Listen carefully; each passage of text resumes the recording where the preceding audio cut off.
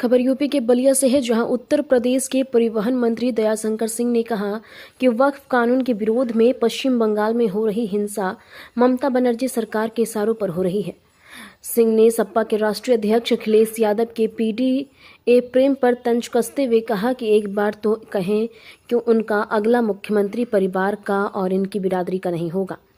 इसके साथ ही आने वाले दिनों में कभी राष्ट्रीय अध्यक्ष का चुनाव होगा तो इन्हीं की बिरादरी के किसी अन्य व्यक्ति को राष्ट्रीय अध्यक्ष बनाया जाएगा। उत्तर प्रदेश के परिवहन मंत्री दयाशंकर सिंह ने रविवार को जिला मुख्यालय पर संवाददाताओं से बातचीत करते हुए पश्चिम बंगाल में हो रही हिंसा को लेकर ममता बनर्जी सरकार पर निशाना साधा है। सिंह ने कहा कि वहां की हिंसा वहां की सरकार के इशारों पर हो रही है। वहां की सरकार हर उस कार्य का विरोध करती है जो जनता के हित में होता है और देश के हित में होता है, इसलिए जानबूझकर विरोध कराया जा रहा है। वहीं सपा के राष्ट्रीय अध्यक्ष अखिलेश यादव के पीडीए प्रेम पर तंज कसते हुए कहा कि वह उत्तर प्रदेश में लगातार जनाधार होते जा रहे हैं।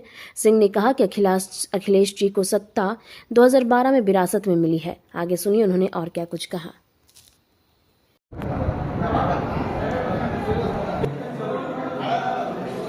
जी, देखा जाए कि जिस तरीके से वक्फ कानून बिल लागू हुआ है और पूरे देश में विरोध प्रदर्शन हो रहा है, खास तौर से पश्चिम बंगाल में हो रहे हैं, कैसे देखते हैं और क्या कहेंगे आप? जहाँ तक पश्चिम बंगाल की बात है तो ये सरकार का षड्यंत्र है। इसमें ममता बनर्जी का पूर्ण सहयोग है और जो भी उपद्रव मचा रहे हैं वो शासन के बल पे मचा रहे हैं और आम जनता इस कानून के बनने से काफी प्रसन्न है। बल्कि मुस्लिम वर्ग में भी पढ़े लिखे लोग इस मुद्दे पे चर्चा करते हैं जो संतुष्ट है, क्योंकि ये कुछ चुनिंदा मुस्लिम वर्ग के नाम नहीं लूंगा, लेकिन ये गंदी राजनीति कर रहे हैं और ये उकसावा कर रहे हैं जिससे देश में तोड़फोड़ हो, नफरत पैदा हो, आम जनमानस परेशान हो, ये इनकी मंशा है। तो क्या संदेश रहेगा आपका?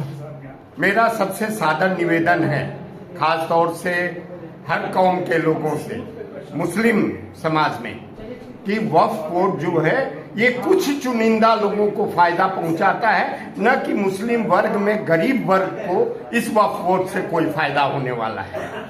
ये जो चुनिंदा 10, 20, 50 जो शीर्ष अपने आप को कहते हैं मुस्लिम समाज के, उन्हीं का ये सब देन है। आज मैं देखा टीवी में, दिल्ली में बहुत बड़ी मीटिंग चल रही थी।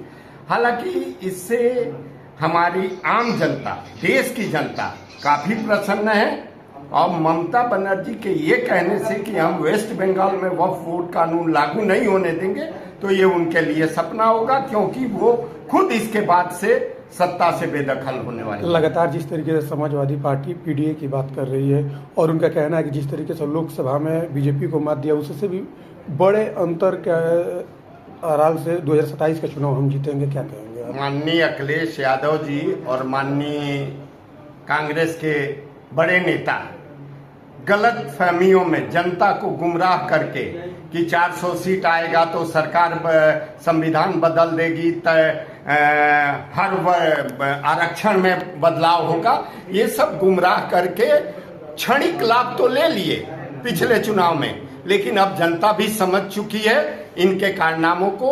अब उनको कोई फायदा नहीं होना है, चाहे कांग्रेस हो चाहे सपा हो। इस चुनाव में आप देखिएगा 2027 के चुनाव में जोगी जी की पूर्ण बहुमत से सरकार बनेगी। हम 350 से ऊपर सीट जीत के इस बार सरकार बनाएंगे और हमारे यशस्वी मुख्यमंत्री परम आदरणीय जोगी जी फिर से मुख्यमंत्री के पद पे आसीन होंगे। जिस तरीके से पश्चिम बंगाल में वक्फ कानून का लगातार विरोध हो रहा है, हिंसा हो रहा है, इस हिंसा को आप कैसे देखते हो और क्या कहेंगे? वहाँ की हिंसा वहाँ की सरकार के इशारे पर हो रहा है। वहाँ की सरकार हर उस कार्य का विरोध करती है जो जनता के हित में होता है, जो देश के हित में होता है, इसलिए वहाँ वो जानबूझ करके विरोध कराया जाता है। ममता बनर्जी का कहना है कि पश्चिम बंगाल में वक्फ कानून हम लागू नहीं होने देंगे। तो क्या इस तरीके से एक संवैधानिक व्यवस्था की धज्जियां नहीं उड़ रही है और राष्ट्रपति शासन पर लागू होना चाहिए? ये सभी देश का कानून है और देश का कानून सब पर लागू होता है। भाजपा और देश के हर क्षेत्र में जहाँ पर भारत की सीमाएं जाती है वहाँ तक के लागू होता है। जी, भाजपा नेता और पूर्व केंद्रीय मंत्री अश्विनी चौबे ने नीतीश कुमार को उप प्रधानमंत्री बनाने की बात कह रहे हैं, कैसे देखते हैं आप? नीतीश जी के नेतृत्व में बिहार में फिर से जो है डबल इंजन की सरकार बनने जा रही है और नीतीश जी बिहार में बहुत ही अच्छा कार्य कर रहे हैं, बहुत बिहार प्रगति के पथ पर है। अखिलेश यादव का कहना है कि सरकार बनने से ज़्यादा संविधान और आरक्षण बचाने का निर्णायक संघर्ष है, जिसमें पीडीए की बढ़ती एकता और ताकत से नफरती और नकारात्मक प्रभुत्वात्मक को अपनी सत्ता जाती दिख रही है, इसलिए वो हिंसक और सांप्रदायिक होते जा रहे हैं। भाजपा को पतन घटने और लोकसभा में शुरू हुआ है जो 27 में पूर्ण रूप से समाप्त हो जाएगा। ये अखिलेश यादव का अखिलेश जी 2012 में मुख्यमंत्री उनको विरासत में मिली। माननीय नेताजी मुलायम सिंह जी ने उनको चुनाव के बाद उनको मुख्यमंत्री बनाया, जबकि उस समय मुख्यमंत्री के दावेदार जो है शिवपाल यादव और भी पार्टी के बहुत वरिष्ठ नेतागण थे और उसमें अखिलेश जी का कोई वो नहीं था कि वो, लेकिन माननीय नेताजी ने उनको मुख्यमंत्री बनाया और उसके बाद वो लगातार उत्तर प्रदेश में अपना जनाधार खोते जा रहे हैं। नेताजी के साथ काम करने वाले लोग जो समाजवादी पार्टी के संस्थापक सदस्य रहे, एक एक करके पार्टी छोड़ते जा रहे हैं और अखिलेश यादव जी की समाजवादी पार्टी लगातार हारती जा रही है।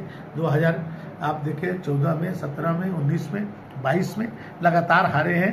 ये जरूर है कि 24 में इन्होंने संविधान, मोदी जी 400 सीट पाएंगे तो संविधान खत्म कर देंगे, आरक्षण समाप्त कर देंगे, इस तरह का एक भ्रामक प्रचार करके कुछ सफलता इन्होंने अर्जित की थी। उसके बाद ये उपचुनाव में कहते थे कि ये उपचुनाव 2027 का सेमीफाइनल है, उसमें 9 में से 7 सीटें भारतीय जनता पार्टी जीती और जो 2 सीटें एक ये समाजवादी पार्टी को गई, उसमें भी एक सीट उन्हीं की थी करहल की, जहां वो 67,000 वोटों से जीते थे, वो 13,000 पर सिमट करके रह गए। जनता का ये विश्वास खोते जा रहे हैं और पीडीए नाम का इनका कुछ नहीं, केवल परिवार के सिवा यदि पीडीए की बात करते हैं तो कम से कम एक बार भी तो कहें कि कभी हमारी सरकार बनेगी तो उसका मुख्यमंत्री जो है इनके परिवार का कोई नहीं होगा, इनके बिरादरी का कोई नहीं होगा, या आने वाले दिनों में कभी राष्ट्रीय अध्यक्ष का चुनाव होगा तो परिवार से अलग हट करके इन्हीं के किसी बिरादरी के व्यक्ति को राष्ट्रीय अध्यक्ष बनाया जाएगा। तो ये किस पे पीडीए की बात करते हैं? ये संगठन में पद नहीं दे सकते, संगठन के सर्वोच्च पर कोई 1 से लेकर 10 तक कोई दूसरा व्यक्ति नहीं जा सकता है और सरकार के भी उसमें 1 से 10 तक इनके परिवार में ही रहता है। तो ये परिवार की पार्टी है, न कि पीडीए की। जी मंत्री जी, देखा जाए कि प्राइवेट स्कूलों में मनमानी की जा रही है, फीस को लेकर, किताबों को लेकर, तमाम के लोग मुद्दा उठा रहे हैं, इसको लेकर क्या कहेंगे मंत्री जी? नहीं, ऐसा कहीं शिकायत आएगी तो उस पर कार्रवाई की जाएगी।